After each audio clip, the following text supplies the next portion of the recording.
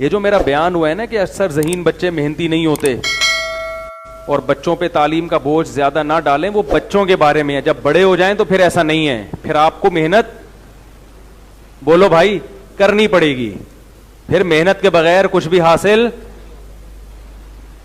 بھائی یہ ریکارڈنگ میں آ رہی ہے, ورنہ وہ پرانا والا لوگ کلپ بنا دیں گے, آدھی بات آئے گی آدھی نہیں آئے گی. میرا مقصد ہے بچوں پہ زور نہ ڈالیں زیادہ, سمجھ رہے ہو؟ ایک چیز میں وہ دلچسپی نہیں لے رہا, تھوپ رہے ہیں اس کے سر کے اوپر. میں تو کہتا ہوں جو بچہ قرآن حفظ نہیں کر رہا نا, دل نہیں لگا رہا, اس کو قرآن بھی نہ حفظ کرواؤ.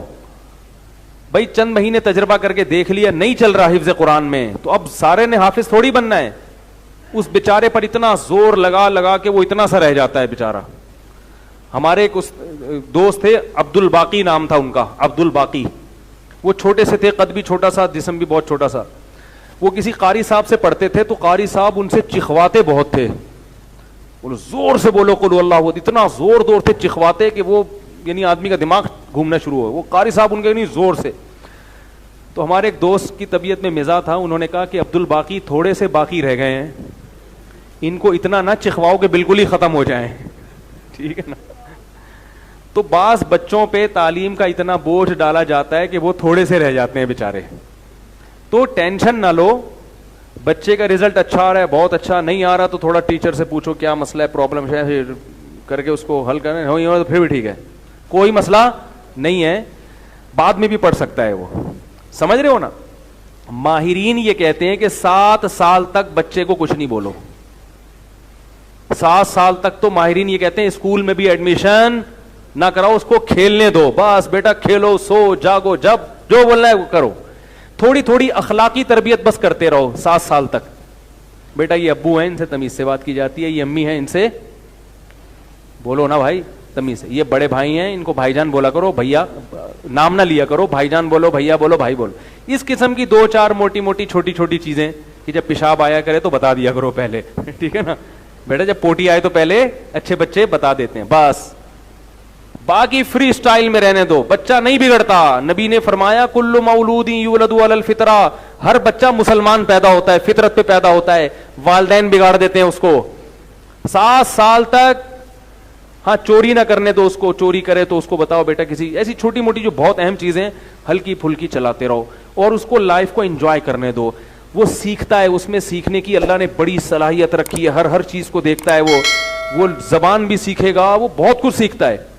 اس کے بعد اس کو حدیث میں آتا ہے نماز سب سے اہم رکن ہے نا, تو وہ بھی محبت سے کہو, زبردستی. جب نماز میں زبردستی نہیں ہے تو ABCD میں زبردستی کہاں سے ہو گئی؟ ارے بھائی غلط بات کر رہا ہوں تو بتا دو, میں چلا جاتا ہوں یار.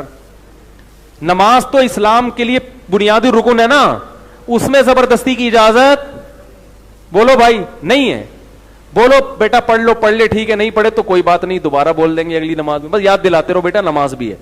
جب نماز میں زبردستی نہیں ہے تو صبح اٹھا کے اس کو 8 بجے چماٹے مار مار کے, اٹھ کم بخت سو رہا ہے پڑا ہوا, اسکول جاؤ, اٹھا کے اس کو پھر کپڑے استری کر کے پہلانا, زبردستی اس میں پراٹھے ٹھوسنا. وہ نہیں کھا رہا, ناشتے کا دل نہیں ہے, نہیں کھا ورنہ اسکول میں روئے گا.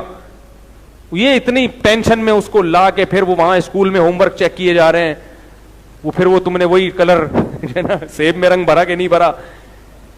یہ بچہ کسی کام کا نہیں نکلے گا, کیونکہ اب اس کے آپ کے ذہن کو کیا کر دیا ہے, جو ذہنی نشو نما ہو رہی تھی وہ کچل دیا آپ. تو اب چونکہ ہمارے پاس ہوم اسکولنگ کا سسٹم نہیں, ہم ابھی ورک شاپ کروانے والے ہیں ہوم اسکولنگ پر, تاکہ اسکولوں سے جان چھڑا کے بچے کو گھر میں کیسے اچھی تعلیم دی جا سکتی ہے اور ڈگری بھی آ جائے اس کے پاس, سرٹیفکیٹ بھی مل جائے. اس کا ایک آلٹرنیٹ سسٹم ہم ابھی سوچ رہے ہیں, بیٹھ کے اس پہ کام کر رہے ہیں. ہم یہاں پر ورک شاپ بھی کروائیں گے انشاءاللہ اس کی, اور بڑے بڑے ماہرین کو بلوائیں گے جنہوں نے اس فیلڈ میں بڑی ان کی مہارت ہے, وہ آپ کو بتائیں گے انشاءاللہ کہ کیسے اچھی تعلیم بھی ہو, تربیت بھی ہو, اور بچہ آپ کے پیسے بھی. اسکول میں یہ بھی ہوتا ہے, کتنا اچھا اسکول ہے لیکن آپ کے بچے کا جو کلاس فیلو ہے وہ خراب ہے. ایسی کمپلین آ رہی ہیں, آپ بچے کی تربیت کر رہے ہیں لیکن جو اس کلاس فیلو ہے بچے کو بےہودہ ننگی فلمیں دکھا رہے ہیں موبائل میں, آپ کے بچے کو کلاس فیلو, کیونکہ اس کے گھر میں تربیت بولو بھائی نہیں ہے.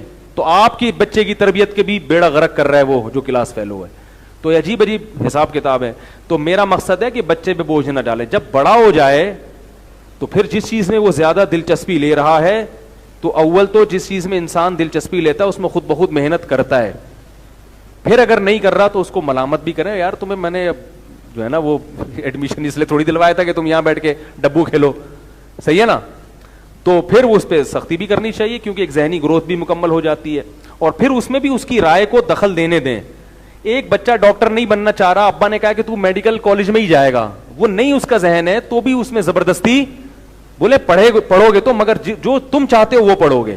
تھوڑا ہاتھ کیسا رکھیں, ہلکا رکھیں. زیادہ فوکس کرنے تربیت کو, انسان کا بچہ بن جائے.